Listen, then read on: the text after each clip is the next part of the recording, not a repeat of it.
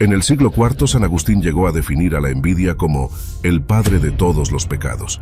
Y es que si bien la envidia es el pecado más común, también puede llegar a ser el más dañino, pues este nefasto sentimiento es capaz de abrirle las puertas a los peores demonios que albergan en las sombras del corazón humano y desencadenar las más deplorables acciones. ¿Hasta dónde puede llegar una persona cegada por la envidia? ¿Qué dice la Biblia acerca de este pecado? ¿Qué personajes bíblicos llegaron a incurrir en el pecado de la envidia y cuáles fueron las consecuencias? ¿Acaso el propio Jesús llegó a experimentar la envidia, o más bien llegó a ser el objeto de la envidia de alguien más? Acompáñame hasta el final en este nuevo episodio, donde descubrirás todo lo que se esconde detrás del pecado de la envidia. La envidia ha estado presente en la humanidad desde el principio de los tiempos, y desde entonces ha llevado a los hombres a transitar por el camino de la destrucción y desgracia. Esta se puede definir como un sentimiento de desagrado, dolor y resentimiento hacia otra persona por poseer algo que uno no. Esto puede ser algún bien material o simplemente una cualidad, un logro, una posición o cualquier otra cosa inmaterial. La envidia es uno de los sentimientos más nocivos que puede experimentar el ser humano, ya que ésta puede llegar a corroer el alma hasta acabar con cualquier vestigio de bondad o virtud que albergue en ella, sumergiendo al envidioso progresivamente en la oscuridad de los pensamientos más ruines y haciéndolo capaz de cometer los actos más deplorables e infames en perjuicio de aquel que es objeto de su envidia.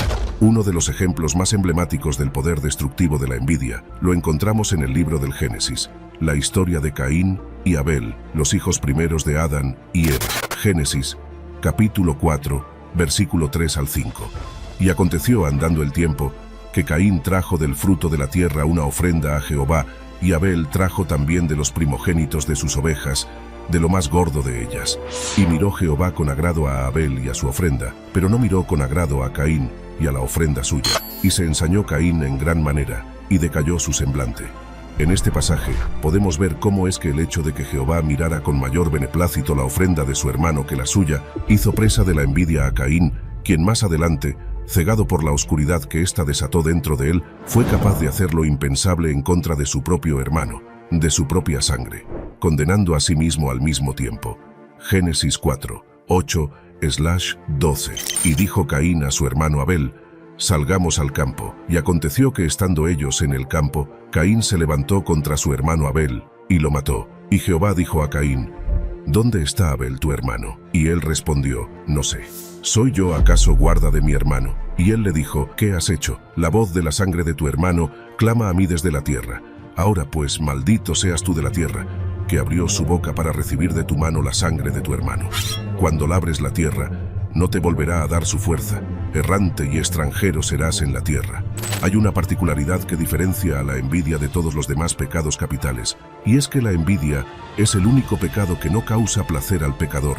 Por el contrario, es un sentimiento extenuante que causa un profundo dolor y un sentimiento constante de insuficiencia e inseguridad que carcome la mente y el corazón de quien la deja entrar en su ser, causándole un profundo tormento, pues el envidioso es incapaz de disfrutar de aquello que sí posee, en cambio sufre constantemente por lo que otro tiene y él no. Pero ¿qué nos enseña Jesús acerca de la envidia? En Proverbios 14, 30, Jesús nos dice: el corazón apacible es vida de la carne, mas la envidia es carcoma de los huesos. Otro importante ejemplo del poder destructivo y autodestructivo de la envidia es la historia de Saúl y David. Saúl siente profunda envidia de la popularidad y el éxito de David, lo que lo lleva a conspirar en su contra. La envidia de Saúl llega a ser tanta que se convierte en locura y busca matar a David varias veces. Primero de Samuel 18, 10, 11. Aconteció al otro día que un espíritu malo de parte de Dios tomó a Saúl y él desvariaba en medio de la casa. David tocaba con su mano como los otros días, y tenía Saúl la lanza en la mano. Y arrojó Saúl la lanza diciendo: enclavaré a David a la pared.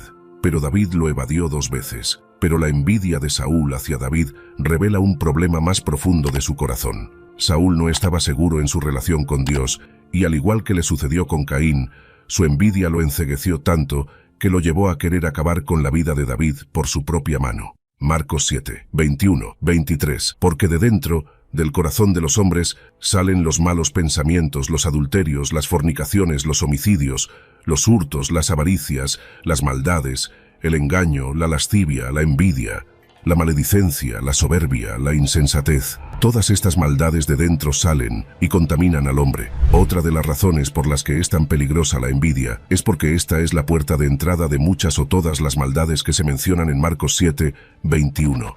La envidia ha acompañado a los hombres desde el origen de la humanidad, pero en sí misma esta es mucho más antigua, mucho antes de hacerse presente en la tierra y atormentar el corazón de los hombres, empezando por Caín. La envidia ya había estragos en el mismísimo paraíso, corrompiendo el alma de un majestuoso ángel cuyo nombre era Lucifer.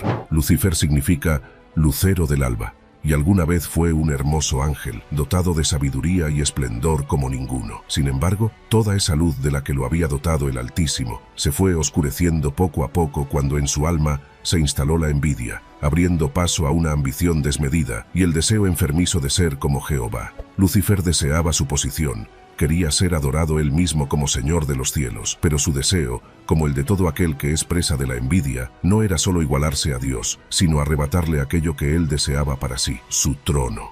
Estaba tan ciego de envidia y codicia que, subestimando el poder del Creador, convenció a otros ángeles rebeldes y se rebeló contra él. Como consecuencia fue expulsado del paraíso, despojado de toda gracia que le fue concedida y condenado a vagar en el abismo. Sobre este hecho, Isaías 14, 12, 15, relata lo siguiente: «¿Cómo caíste del cielo, oh lucero, hijo de la mañana? Cortado fuiste por tierra, tú que debilitabas a las naciones, tú que decías en tu corazón, subiré al cielo. En lo alto, junto a las estrellas de Dios, levantaré mi trono, y en el monte del testimonio me sentaré, a los lados del norte. Sobre las alturas de las nubes subiré y seré semejante al Altísimo.